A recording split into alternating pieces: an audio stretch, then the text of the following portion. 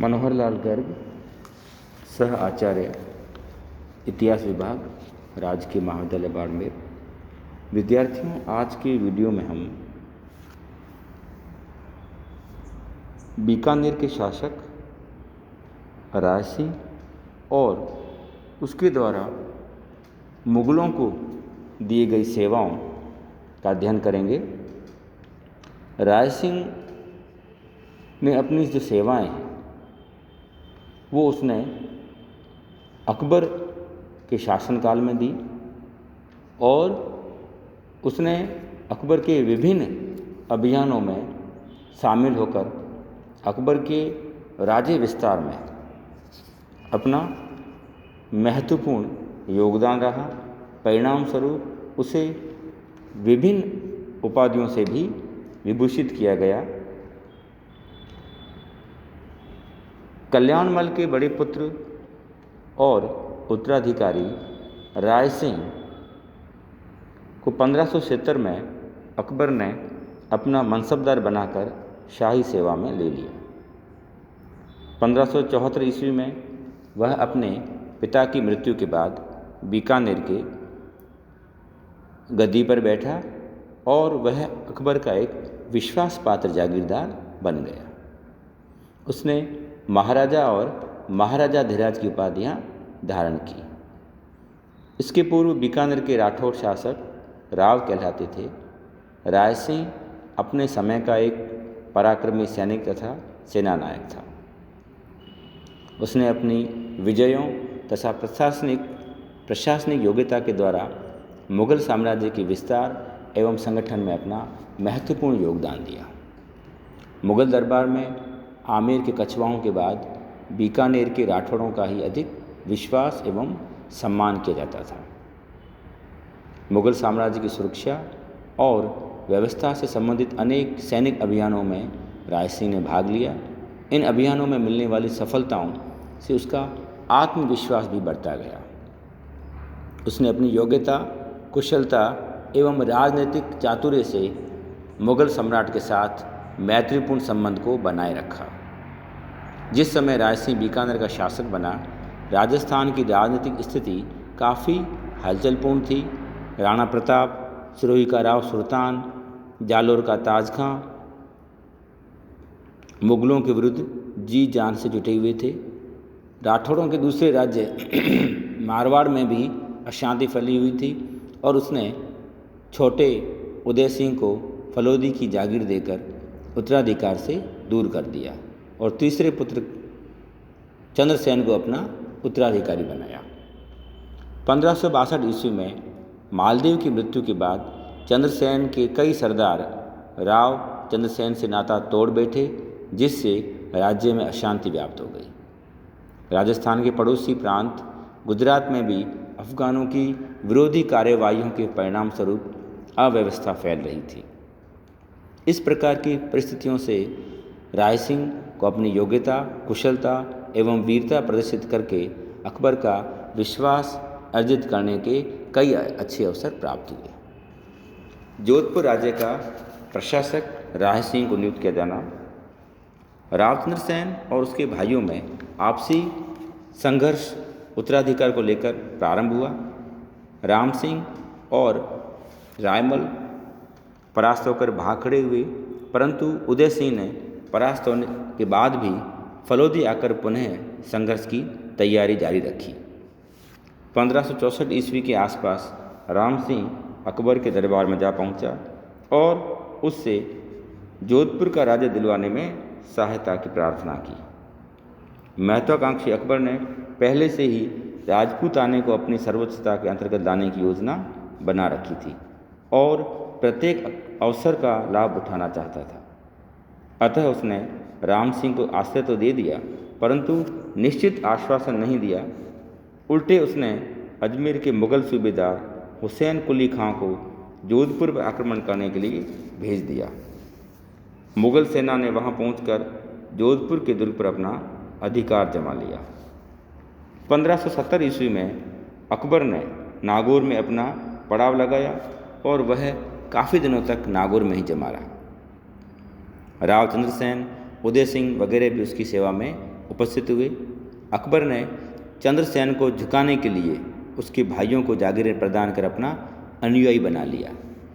अकबर ने तत्काल एक सेना भादरा-जून पर चढ़ाई करने के लिए भेज दी। जब भादरा-जून पर मुगलों का अधिकार हो गया तो राव चंद्रसेन सिवाना की पहाड़ियों में भाग गया। संयोगवश इसी समय गुजरात में अव्यवस्था उत्पन्न हो गई। अकबर ने गुजरात विजय के उद्देश्य से जुलाई 1572 ईस्वी में फतेहपुर सीकरी से प्रस्थान किया और अजमेर आया।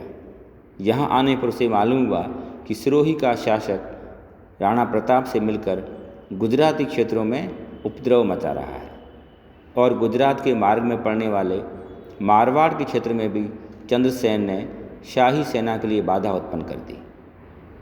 गुजरात अभियान को सफल बनाने के लिए अजमेर अहमदाबाद के महत्वपूर्ण सैनिक मार्ग को सुरक्षित रखना आवश्यक था। इसीलिए अकबर ने कुंवर राय सिंह को जोधपुर राज्य का प्रशासक नियुक्त किया और उसे इस मार्ग के क्षेत्रों की सुरक्षा का भार भी राय सिंह को सौंप दिया और इस क्षेत्र के स्थानीय शाही जमींदार को राय सिंह की सहायता करने के आदेश प्रसारित किए गए।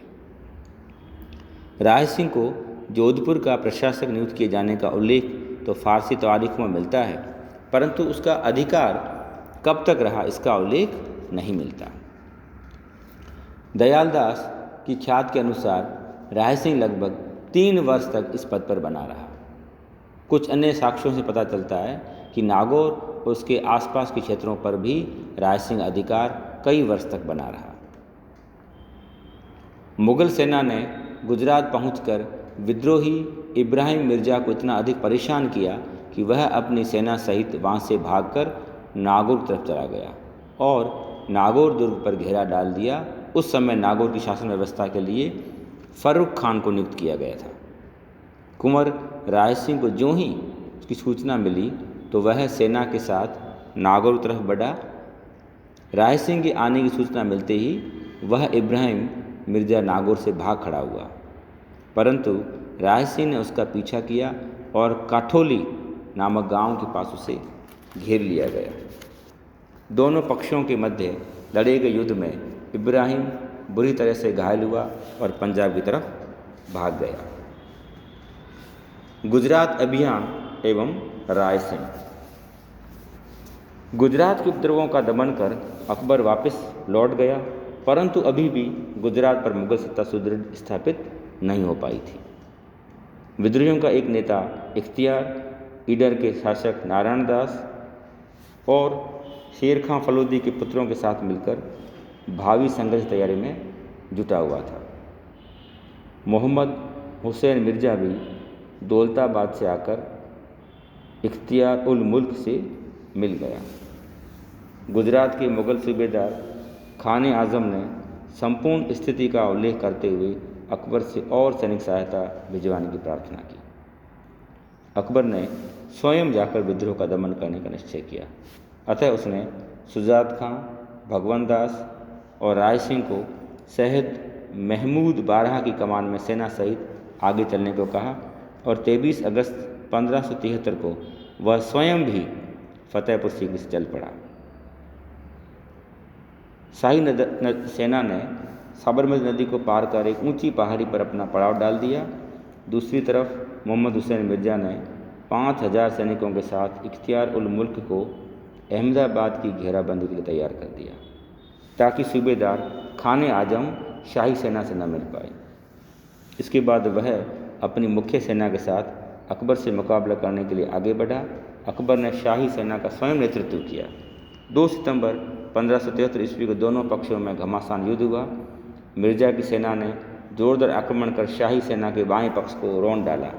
इस नाजुक स्थिति में राय सिंह ने अद्वितीय पराक्रम का प्रदर्शन करते हुए स्थिति को संभाल लिया। अंत में मिर्जा परास्त हुआ और बंदी बना लिया गया। अकबर राय सिंह की वीरता से बहुत प्रसन्न हुआ और उसने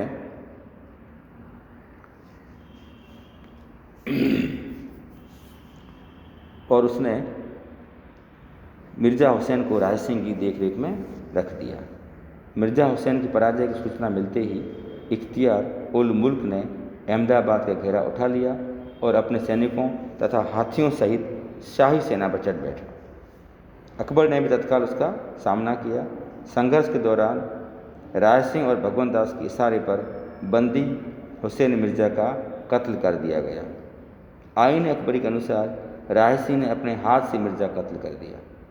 अकबर राय सिंह की वीरता से प्रसन्न हुआ और बीकानेर के राठौरों के साथ अपने संबंधों को और अधिक सुदृढ़ बनाने की दृष्टि से राय सिंह की पुत्री का विवाह अपने पुत्र सलीम के साथ कर दिया। इस विवाह के परिणाम स्वरूप राजकुमार परवेज़ का जन्म हुआ।